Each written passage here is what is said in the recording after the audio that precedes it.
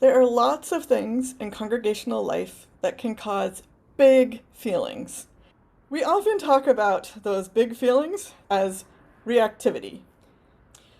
So we might say that a given person is reactive if they tend to have a lot of visible big feelings about things. We might even say the whole community is reactive if collectively we have a lot of big feelings about things. We believe a more helpful way of thinking about this is to think about activation, specifically the activation of the nervous system of our bodies.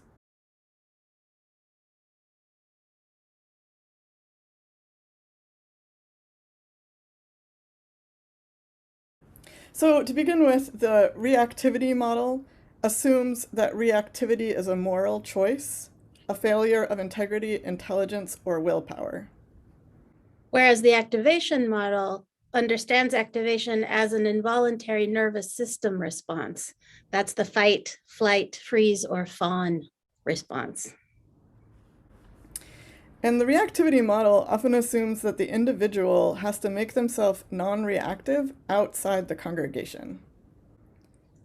In the activation model, we would like to think that the congregation has a role in supporting people working with and through activation. The reactivity model assumes that a person can will themselves out of reactivity or be talked out of it. Whereas the activation model understands that working with activation requires physical and relational tools. It's not a willpower thing and it's not a language thing, it's a body thing.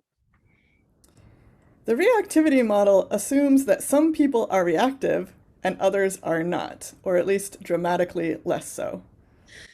Whereas in the activation model, we believe everyone gets activated. Everyone can learn tools to support themselves and others through activation.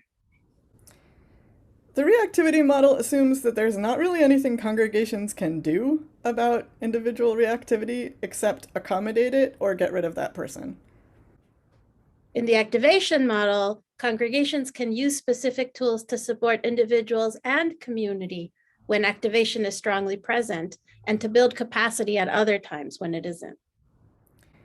And finally, the reactivity model invites the question, what is wrong with you? The activation model invites the question, what happened to you?